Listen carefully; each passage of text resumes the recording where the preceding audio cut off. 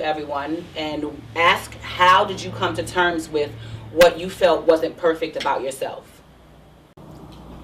Growing up, I had a huge nose. Like, I had to grow into my nose. But when I got older and when I lost my parents, I learned to love my nose, my fingers, my toes, because when I look in the mirror, I'm like, that's my dad's nose. He's not here anymore, but that's my dad's nose. When I look at my hands, I'm like, that's my mom's hands. My toes, that's my mom's toes. So it makes me feel good that though they're not here, that I could look at myself, I could touch myself, and I can identify things about me that are part of them. So it makes me, I would never want to change my nose. You couldn't pay me to get a nose job, because that means I'm giving away my daddy if I give away my nose. Wow. We gotta pause, because I'm getting ready to cry. No, wow. Listen, you are, but you're a waterhead and it's fine. It's fine. Wow. Wow, that's deep. Can I get a high I know, right? five? Not even deep. That's such a huge lesson for anybody that hasn't come to terms with what it is that they don't like about them. Yes. Who else? Like for me, nice. It was my freckles. Like as a young child, I always hated my freckles just because I was called freckle face, and I didn't begin to really appreciate my freckles, I guess, until I got older, maybe after high school in my early 20s, when I just realized that this is what it was and this is who I am. And I remember when I was younger, my mother bought me a book called Freckle Face, and it was called Freckle Juice, actually. And that book actually helped me back then deal with all of the kids who was teasing me, calling me Freckle Face about my freckles. But now as I get older, and I have a daughter, and we count the freckles on her face, and she's so excited about her freckles, it even makes me like my freckles a lot more. And I think black girls that have freckles, I think that is such a beautiful trait. I love to see black girls with freckles. Thank you, boo. Those moles. Those are moles. Right?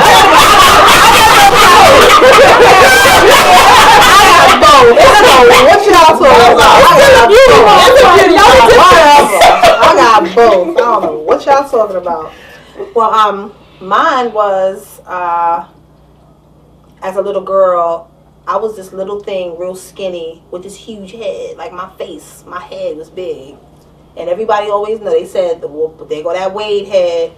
And I used to be sitting there like, yeah, whatever. My grandmother stayed putting that stupid part in the middle of my head and pulling them pigtails back away from my face. And I used to be like, "Can I get one right here?" And she used to be like, "When you able to comb that head of yours, then yeah, you can get one right here. But until then, no." And so everywhere I went, I always had a shine right here. And everybody used to call me big head, big face, water head, watermelon head. But now, I love my head. Now she a bobblehead. Whatever. Whatever. I love my body head. And the catamount. And the water eyes. Whatever. Denise? Freckle face. Mine was Baby, you are waterhead. You can produce water. You cry a lot. It's not bad because I'm sensitive. That is nothing to do with nothing. So what? Well, you just told everybody you was about to cry. And I did shed a little tear. So what? I shed a little tear. But come on, son. We know tears don't come from your head. They come from your tear ducts. I don't care. Get on my nerve. Well, for me, it was my eyes. The one that I overcame, because there's still a lot of insecurities I'm dealing with now. But what I overcame was the eyes. You can see my eyes are huge. And for the longest time, I thought it was the ugliest thing. And I don't want to get mushy, but my husband was the first person that ever told me that my eyes were beautiful. And that's when I started appreciating my eyes. Honestly, I hated my eyes for the longest time. All through high school, I just absolutely hated it. And they called me a big-eyed girl in school. You knew that? No, I'm joking. I'm sure. No, seriously. Something so little, something so stupid, but something that stupid can really work on your self-esteem. Yeah. But And I hate to like give somebody else credit for helping me overcome my insecurity, but it really did. It made me feel beautiful. That was the first time that I thought, oh, okay, maybe I do have pretty eyes. Maybe I can work with it. That's it. But there's a whole lot of other stuff that I'm still working with today. Amen to that. Big eyes. It works better with makeup, I think. Like as an adult, really, when you have more eyes to work. Not some people that have really little eyes. They don't have eyelids, so they could barely get eyeshadow on. Eyelids. I never thought of it like that. I guess. Artists, which eyes they rather, the big ones or the big eyed chicken.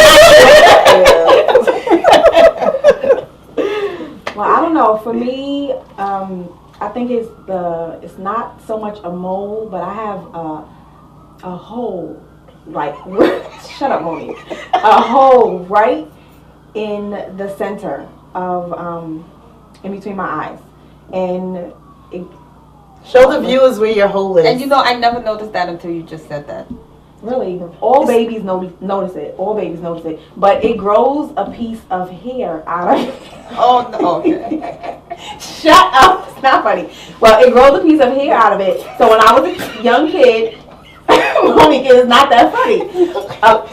Like this one right here. A lot of people would tease me about they used to call it a mole, but it's not really a mole. A lot of people have the same thing that I have here, like right on their ear. Mm-hmm. Yes. But mine just happened to be like right in the center of my face. So it's like the first thing that a lot of people would see. Mm-hmm. But growing up, I got teased, and as I got older, I just learned that it's a beauty mark, and it's a part of who I am, and I just learned to accept it. You ever stuck anything in it? Yeah, I pull the hair out. Yeah. She used your head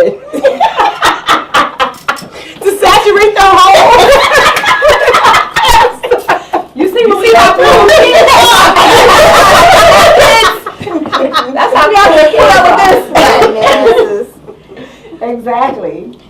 Well, for me, it was growing up as a child and constantly having my forehead talked about. And I was about maybe 7 to 8 years old, and we were visiting my grandmother in the projects, and we were downstairs, and this girl, and I won't say her name, but she said, "You are so ugly. You have this big forehead." That stuck with me for so many years. It stuck with me so long that I used to have a bang that started all the way to the back of my head that always came down because I was ashamed of my forehead.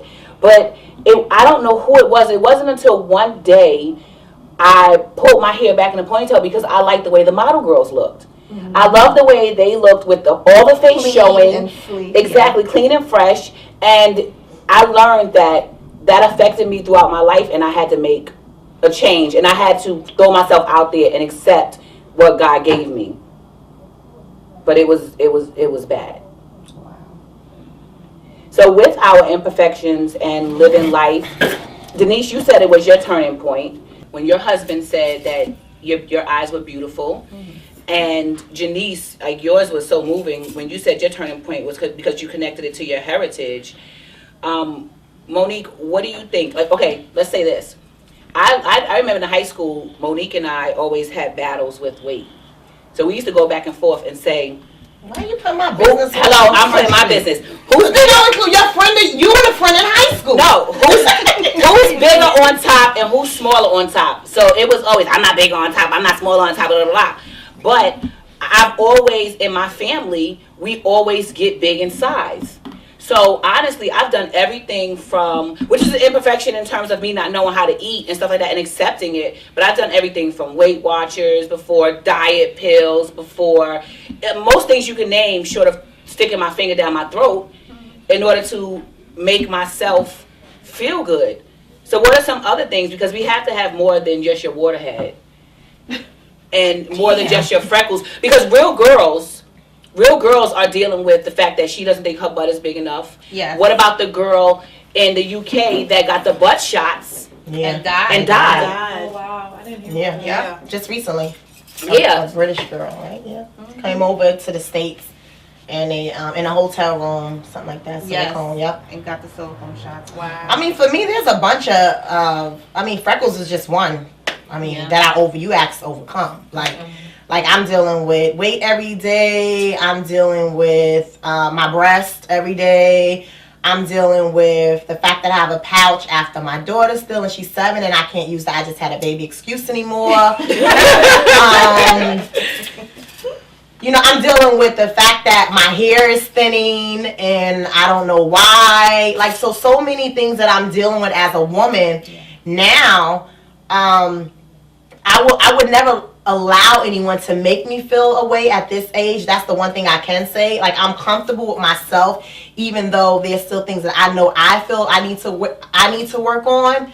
Like, even the fact that I'm sitting here on this panel and you guys are looking at me, and like in another few shows, you're like, damn, Monique lost a lot of weight. Because, you know, I'm dealing with that. So, every day is a work in progress. You know, my life is a work in progress, and every day is a work in progress. Yeah. And the fact that I'm dealing with all that, I'm still grateful that God gives me the strength to wake up every morning and still breathe. Yes. Right. And one of the other things that I think is really important, I think we all witnessed Kanye West lose his mother as a result of plastic surgery, trying to get liposuction. You know, when you can't learn to love your imperfections and then you go out and try to change things, you put your life at risk. Yeah. You know, you don't know. You might be a little bit imperfect, but it's better than being no longer here. Right. So it's like perfect. Right. And for every girl that's skinny, there's a girl who's big. And a whole lot of guys like big girls. Some, not all guys like skinny girls. I mean, the skinny girls is played out. You know, you gotta be in the middle. You better know. But you're not skinny. You know, You're in shape. There's a difference. We're talking about model, you know, no nothing.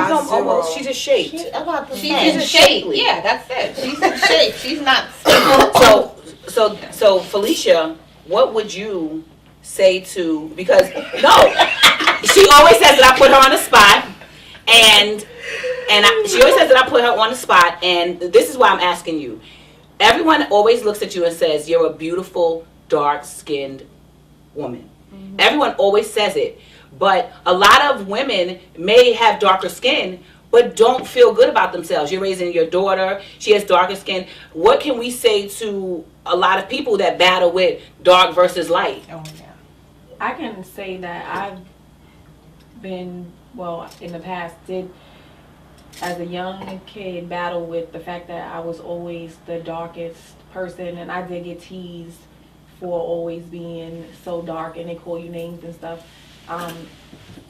But I don't know, as I got older, you know, you start to see models out there, and they are not the prettiest, but people adore them, and my self-esteem is not as low as it was when I was a kid, because I've learned to accept myself for who I am.